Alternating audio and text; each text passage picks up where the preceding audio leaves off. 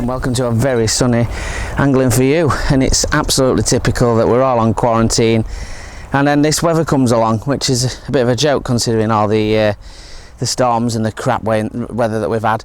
But before anybody asks, yes, lockdown, I am locked in my house, but I have my gran's who's access to outside with private land in the middle of nowhere, so that's why we're out here picking up some meat from the freezer and having no interaction with other people. So yeah, I'm out here. Not everybody's got the luxury obviously of a wonderful place like this, but this is bizarre. You may be thinking where the video's going, but what it is going to be a little bit about casting. And all right, you won't have, a lot of people won't have this kind of place to do. You might have a bit of spare land somewhere, but this is something you can replicate in the pond. And when I suggest that is end of your session, maybe finish half an hour earlier and then just have a little go at this sort of exercises to improve your casting and improve that technique. And what I'm going to do today is, obviously I've got you can't see it on this camera angle, but we've got like a little plastic bench out there, and we're going to go a little bit into casting, a little bit into clipping up. I've got two different style rods here to explain a bit about what you use for distance, and then how we're going to do that. And I'm going to set ourselves a little challenge and see if we can get as close or on top of this little target that we've got out there, and we'll do a closer one and then a little bit further away, and a little bit of the technique and how we do it, and a little bit about how we feather it in and things like that. And this hopefully will aid you in we'll do some close-ups and explain what about the clip and about how we put that on and how we can control it, and that may give you a little bit of confidence, should I say, to try that at home. And when you're going out to these venues, just either before you start, I wouldn't advise before you start unless you're going on another peg, and because you're going to be obviously splashing about, but maybe after your sort of session, then you can get there and you can put a few casts out there. I'll explain what I do with the rig and all that kind of stuff to practice, and how I learned doing this. So I'll flip it round, we'll get back onto the tackle, we'll explain about how we attach it, and we'll see if we can smash up some targets. Right guys, so for this, like I said before, we've got two rods, and what we've got is the 10-foot Monster Carp feeder, and I'm in the X range, and the Tyson 11-foot feeder, both from Preston. Doesn't matter whatever you've got, it's absolutely fine. And what I'm going to do now is just a little bit of an explanation of how we put that together. So I've got 8-pound line on both of these, and that's usually average for carp venues and commercials nowadays. You can go 6-pound, that's absolutely fine. The first rule is have that drag set quite tight, because on here we might have to keep walking down because it's quite soft grass to retrieve. Obviously in the water it won't be as much, but we're going to be reeling in and casting out, and we're looking for accuracy, so we don't really need the drag on, especially if we're going to reel. Now the rig, it's simple. Obviously there's no hooks and stuff like that, you don't want to be hooking onto anything. So what we've got is we've just tied a normal loop in the line, and I'll just put the rod down, and I'll explain how we just go about attaching that. Put that down there. So it's pretty simple on how we attach. So I'll take this off first, and we can go through that. So there we go. So we have a loop, nice and simple, and a bit like a loop-to-loop connector. When you're connecting line to line, you just pinch that loop so you've got it nice and small, and just pass it straight through the eye of the weight, and then all we're doing is just pulling that loop and just sliding it over the bottom of the weight and pulling it back on itself, and that attaches it. And that's how we're going to use it for casting. Now we want it for casting with no anything else that can really get stuck on it. So like I said, we tie the drag on stiffer, so if it does it and we have to pull it back off something, then we can do that quickly, and it's not going to take line out or anything like that. Straight away and bed in, we get a chance to whip it straight out. But the other thing is, obviously there's no hooks or things that we can snag. Obviously if you cast this into a bramble bush, then it's gonna hoop onto something or over a tree, but more 9 times out of 10 you're gonna be able to pull it out. And if you do lose it, it's only a couple of quid, well, it's only a couple of pence instead of a couple of quid, which obviously we don't want to do with a feeder or anything like that. Plus when you've got a bomb, it's probably the most accurate thing you can cast. It's more aerodynamic than an empty feeder or any sort of flatbed when you're casting it for accuracy. Obviously when you've got your ground bait and things like that on, they are quite accurate, but for practicing you can't really beat a straight line bomb, and I go with these little teardrop ones, make it easier to cast. So what we'll do is turn around, we'll sort of explain to you around the surroundings and what we set up, what kind of distances. We're going to go with a short distance first, which means we're going to use a 10-foot rod, and we'll go into a little bit about that and why we do that when we get in. Right guys, so I'm obviously going to use this chair. I normally have my box, or some of you would have chairs, and you would look at having something to sit on if you're practicing, even if you're doing it in a field. It's not as accurate as if you're going to cast it stood up, unless you're big carp fishing, which obviously you do tend to whack it out, or maybe if you're on the river. Most match commercial you would be sat down, and if you stood up, then practicing it stood up, that's not a problem, but if you're going to do it sat down 99% of the time, then obviously take yourself a fold up deck chair or something that you can easily get out and get going with. So like I said before, we've got the 10-foot Monster X, and like I said before, I've set out with having the line tighter. Now this one has got a little bit of a clip on to start off with, so what I'm going to do is just remove this line off the reel, and this is important if you're practicing, because if you've already got a clip on, then when you cast it out, it's going to be hitting that, and you're not going to sort of get where you want to go. And we will obviously have a clip set when we obviously show you how to do that. So nearly all that's lines off. Obviously it's a bit longer than I can cast in here, so there we go, that's off. And a good little tip is, if you're doing that, keep your hand tight there when you're reeling it back on, so the line's running through. So if any bunch up will bunch up against your fingers, and it'll either stop you from reeling it in, or it'll pull it straight onto the reel. So then you get no tangles or loops on your spool, which obviously you don't want. So that's all back on. Now, a few things about casting. Now, a lot of people do a few really simple faults that are wrong straight away, and number one fault, and I'm going to show you by simulating it, is this. So I bring the rod right back to myself. The number one is having that weight or feeder or whatever it is too close. So straight away you can see that's about a foot away from the tip. Now what's going to happen there? Two things. You want in a pendulum action to release at the top. This is not giving you much reach, so it's snaggy and snappy, so you won't get a lot of good direction.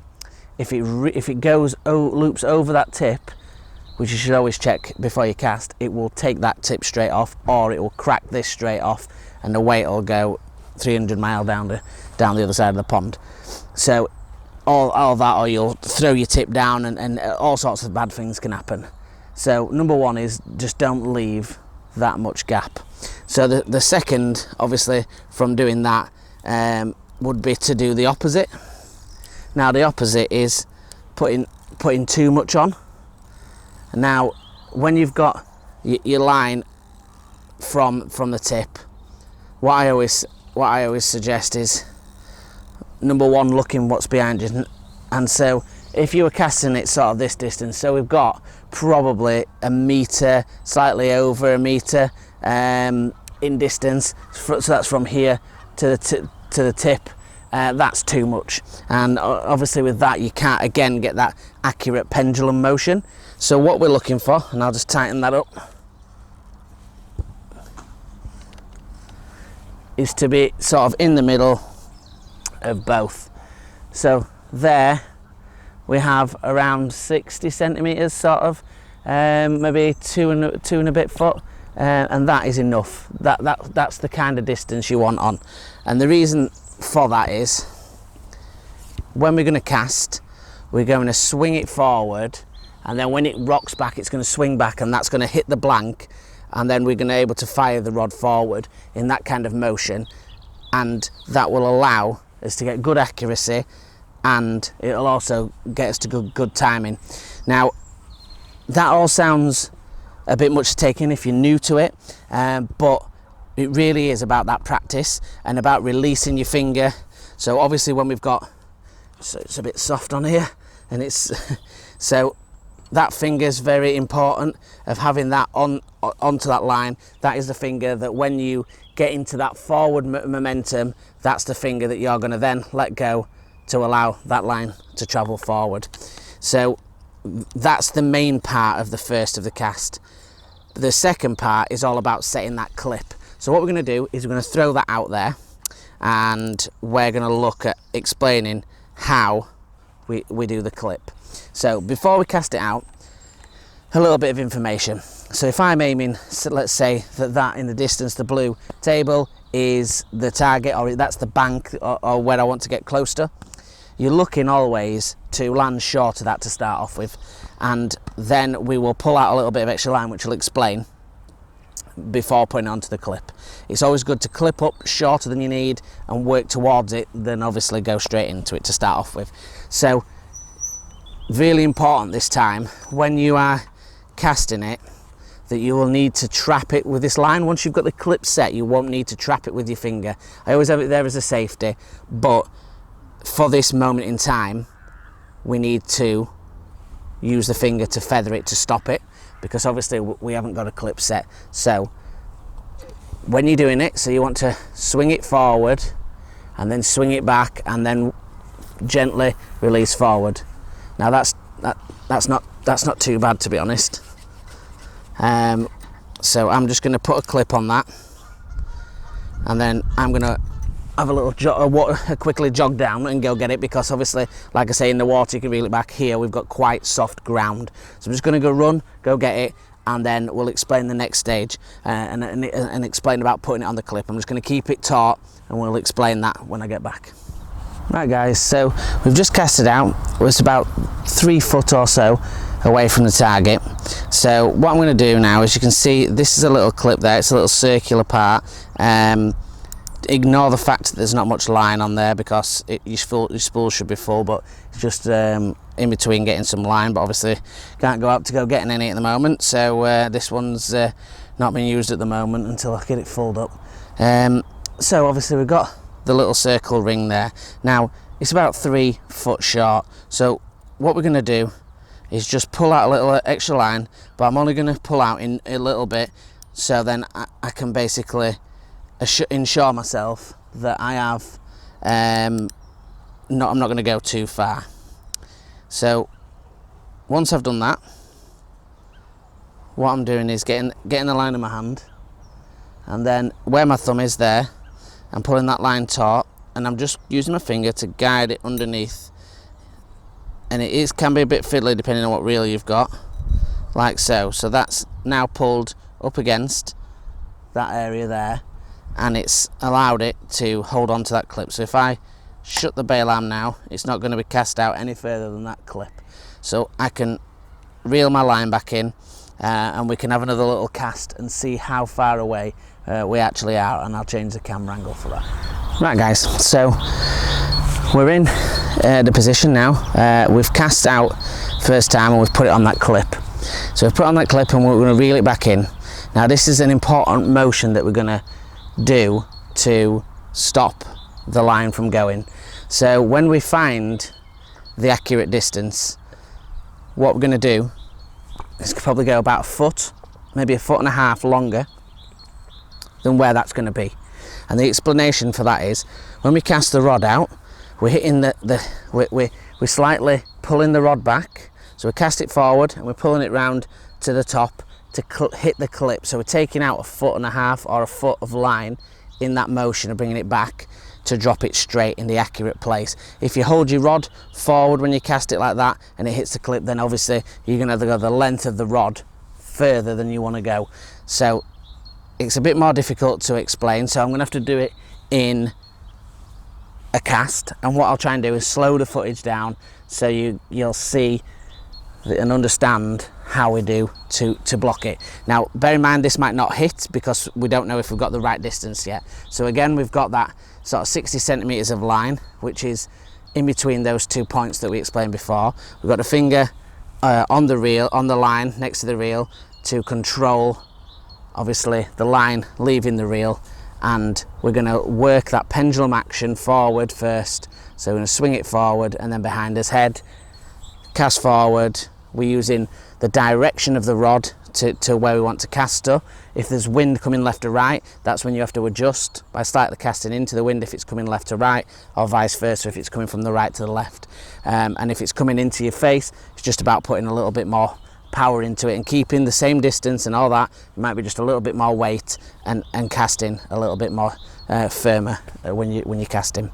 So let's give it a go. We'll see how close we are to it, and then we can have a walk down and we can see whereabouts we are.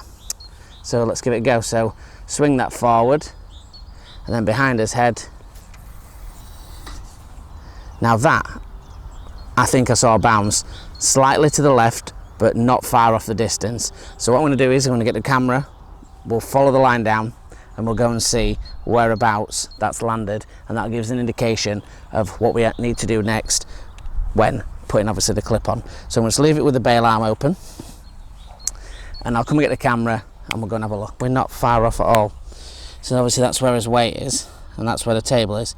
So casting that accurately and straight, which we'll do once we've clipped everything up, we're not far off. So what we need to do is go walk back with the weight. This is obviously a bit more difficult, like I said, when you're doing it in quarantine.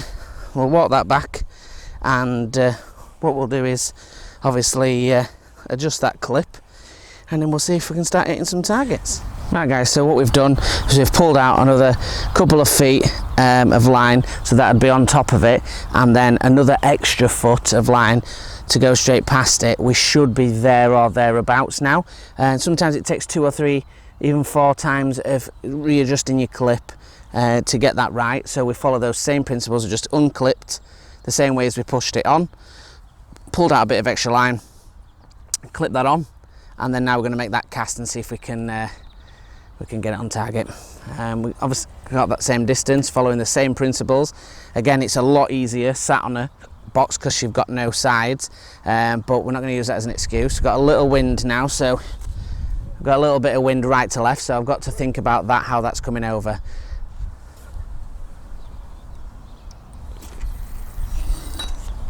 Now that's very close. So you heard it hit the clip and drop down.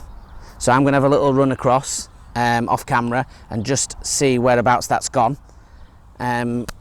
We can't be far away there. That must be really close. So I'll have a quick run over and we'll see if we can have a see, and then we'll get we should be on target. Right guys, we've extended the line a little bit. We're just going to give it a cast, see if we can get close.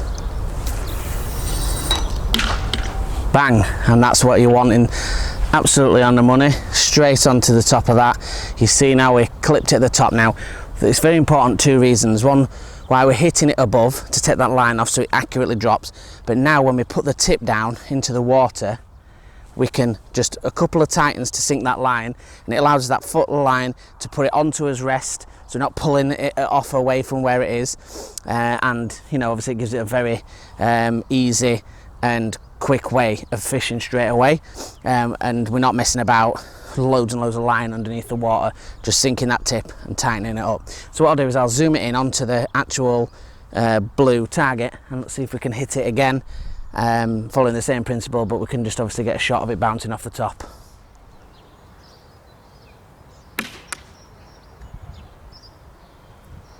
Right guys, so we've got the Tyson, we've moved the target a little bit further back. This is using a slightly heavier bomb.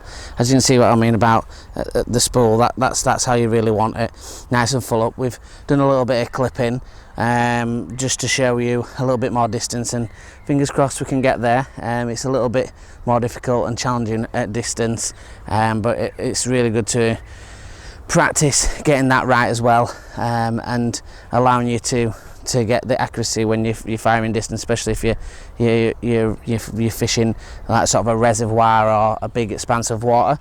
So let's get sat down, let's move the camera around and see if we can put one on top. I understand it's a little bit more difficult to see. We will do a zoomed in shot. Fingers crossed we'll put one on top, but as you can see, it's a little bit more difficult to cast. It's a lot longer, and this is why we're using that longer rod. Obviously using the 11 foot, it can carry obviously a little bit more different weight. It can throw that weight a lot more accurately, and it's just what you need as you're moving up. That you can even go up to like the 13 foot for your sort of big bream fishing and your long distance fishing, for silvers or for carp. So places like going to Barston and things like that, where they need a big heavy weight to chuck out there, you need a bigger, longer rod. So let's get to it. We've clipped up around where I think we should be. We might have to do a few walks if not, and we'll see if we can hit it on top.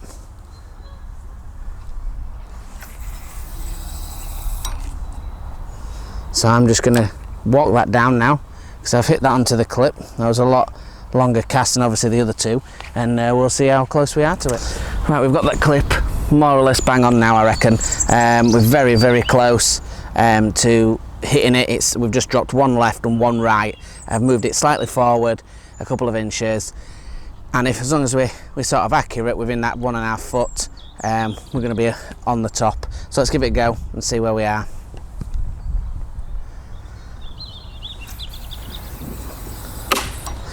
Bang! Right on the top.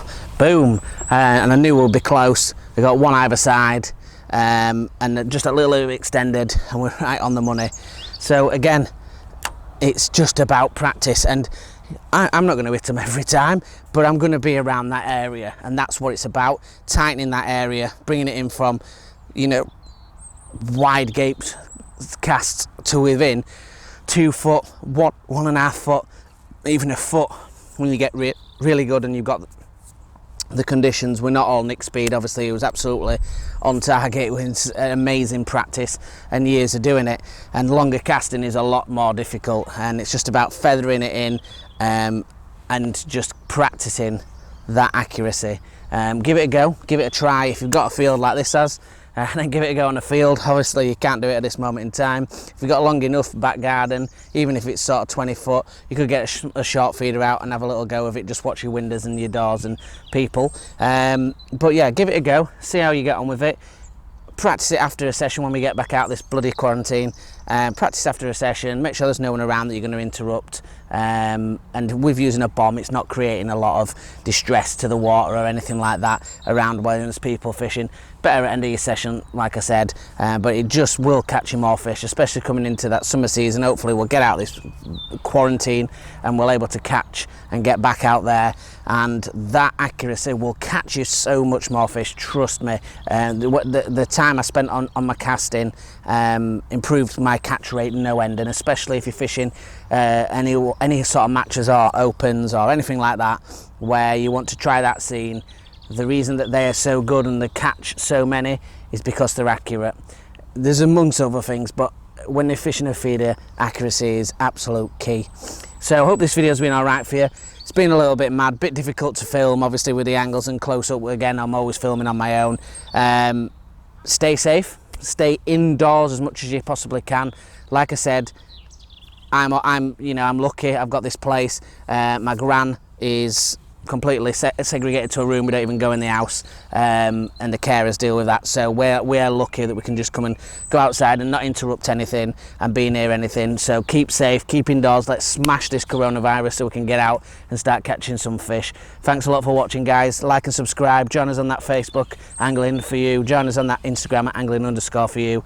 Like and subscribe. I'm going to try and smash a video every day as much as I possibly can that we're in the quarantine, whether it's just something small, how to tie a rig, how to do, set up a float, all these kind of things. I'm trying to do it. Send up some little ideas if there's something that you want me to cover. Bear in mind I've got to have the stuff to do it, that I can film from home, that you can work on, and I can give you a little bit of information about. So smash it under them comments and let me know what you want to have a look at, and be safe, take care, and tight lines.